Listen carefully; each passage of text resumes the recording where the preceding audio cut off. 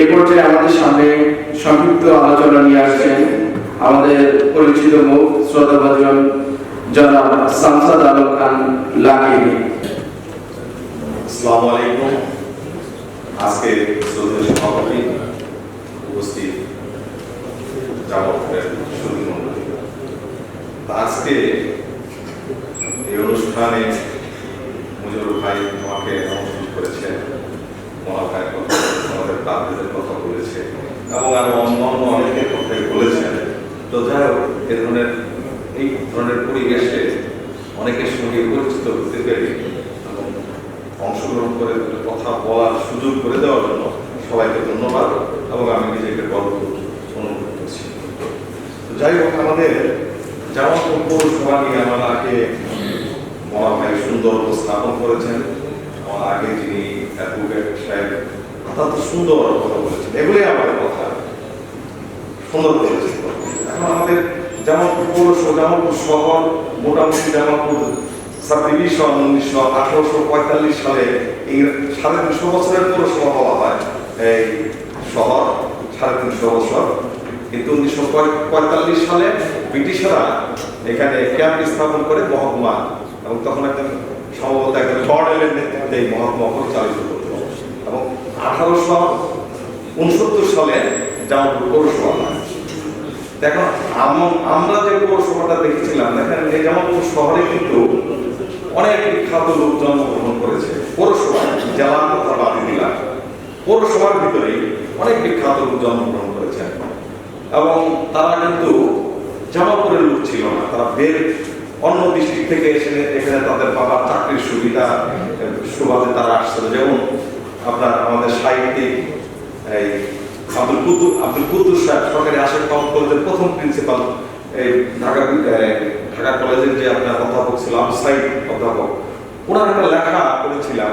উনি জামালপুরকে বর্ণনা করেছিল 1948 সাল অথবা 49 সালে। সে জামালপুর সে এক সুন্দর কবি, যেমন আপনার শিল্পী তুলিতে আঁকা এই ধরনের জামালপুর, ব্রহ্মপুত্র নদী, মাঠ, শহর, এরকম একটি সুন্দর একটা শহরের কথা, ছোট্ট একটা কথা বলেছিল। আপনার এই ঢাকার সবচেয়ে নাম করা মেয়র যে নাম করেছিল ঢাকা কি করে, সেটা আমাদের আনিসুল হোসেন। উনিও কিন্তু জেলা স্কুলের ছাত্র, আশিক কলেজের ছাত্র, এবং ঢাকায় কিন্তু তার জামালপুরের মানুষের কিন্তু কিশোর যৌবনের যে স্বপ্নটা, সেটা কিন্তু সে তার কর্ম দিয়ে বাস্তবায়ন করতে পারে। আমরা ঢাকার কর্মের মাধ্যমে কিন্তু সে তার স্বপ্ন জামালপুর থেকে সে যেটা তার তারুণ্যে যেটা সে পেয়েছিল, সেটা কিন্তু সে বাস্তবায়ন করেছে, আজকে এখানে কিন্তু উদ্ধৃত হয়েছে। যাই হোক, সে জামালপুর শহরে তখন 3য় শ্রেণীর পৌরসভা ছিল।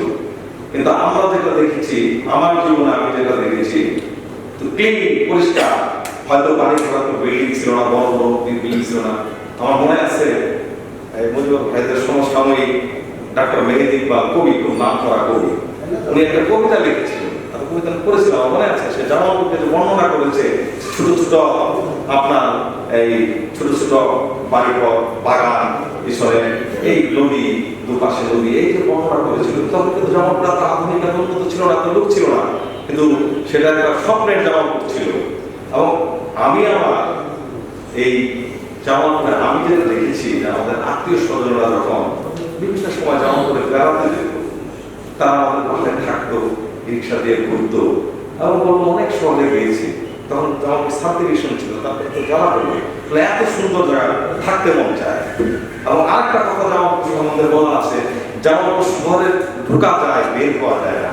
জামালপুর শহরে কিন্তু অনেকে প্রবেশ করেছে চাকরির সুবাদে, ব্যবসার সুবাদে, তারা কিন্তু আর বের হতে পারে না। এটাই জামালপুর, এই জামালপুরের মায়া, এই জামালপুরের মমতা, এই জামালপুরের পরিবেশ, এরকম একটা সুন্দর পরিবেশ ছিল। যাই হোক, আজকে মুজিবুর ভাইয়ের আমন্ত্রণ, উনি বলেছেন মুজিবুর ভাইয়ের সঙ্গে আবার আমাদের পারিবারিক 70 বছরের উপরে তাদের পরিবারের সঙ্গে আমাদের সম্পর্ক। মোনা ভাই তার মায়ের বান্ধবী ছিল আমার মা। আমাদের এই এখানে পারভেজ আছে, পারভেজের সঙ্গে আমাদের সম্পর্ক জায়গা নষ্ট ছিলেন, দীর্ঘদিনের সম্পর্ক, আপনাদের মধ্যে দু একবার গিয়েছি, সে চেষ্টা করেছে উপকার করার জন্য। মুজিবুর ভাই জামালপুরের বহু লোককে, আমরাও আমাদের ব্যক্তিগত পারিবারিক বহু সমস্যার কথা বলেছি, সে খোলা মনে দল কোনো চিন্তা ভাবনা না করে কিন্তু সে আপ্রাণ চেষ্টা করেছে। যাই হোক, এখন আমরা জামালপুরে যে উন্নয়নের ভাবনা এখন যেমন সে যেমন নেই বলেছে মেয়র কমিশনার মানে একটা কথা হচ্ছে কি বিজনেস হচ্ছে একটা ধরেন একটা শিল্প কারখানা করলে শিল্পপতি হওয়া যায় বড় লোক হওয়া যায় কিন্তু অনেক রিস্ক আছে এই ব্যবসায় আপনার মাদক আপনার ইয়াবা এগুলো ব্যবসা করলেও অনেক আরো বড় লোক হওয়া যায় এর থেকে শিল্প থেকে আরো রিস্ক থাকে তো এইখানেও রিস্ক আছে কিন্তু বাংলাদেশে এখন সবচেয়ে বড় অংশ রাজনীতি জনপ্রতিনিধি এমপি চেয়ারম্যান আপনার মেয়র এখানে যদি আপনি 70 কোটি টাকা ইনভেস্ট করেন 1000 কোটি টাকা ইনভেস্ট করেন আপনি হাজার হাজার কোটি টাকা মালিক হবেন এই হচ্ছে আমাদের সমাজে কত কয়েক দশক যাবত এটা হয়ে আসছে এবং আমরা কিন্তু সমাজটাও কিন্তু অবক্ষয়ের দিক থেকে নীতি নৈতিকতার দিক থেকে এই জায়গায় আমরা চলে গিয়েছি এটা আমরা স্বাভাবিক মনে করছি আমরা নামাজও করি আমাদের আপনার ধর্মীয় কথাও আছে আমরা হাদিসও বলি আমরা মসজিদেও যাই কিন্তু পাশাপাশি যত অপকর্ম সব কিছুর সঙ্গে আমরা স্বাভাবিক ভাবে নিই আমরা অন্যায়কে অন্যায় মনে করছি মনে করি এটাই স্বাভাবিক এখন এই যে সামাজিক অবক্ষয় এর থেকে বের হয়ে আসতে হবে যার জন্যই কিন্তু আপনার আমাদের 70 হয়েছে 71 হয়েছে 90 হয়েছে 24 হয়েছে মানুষ এই অবক্ষয় এবং এই কালচার এই রাজনীতি থেকে মুক্তির আশা মুক্তি পাবো কিনা পাবো জানি না কিন্তু যেহেতু মুক্তির দাম বেঁধেছে আমরা অংশগ্রহণ করেছি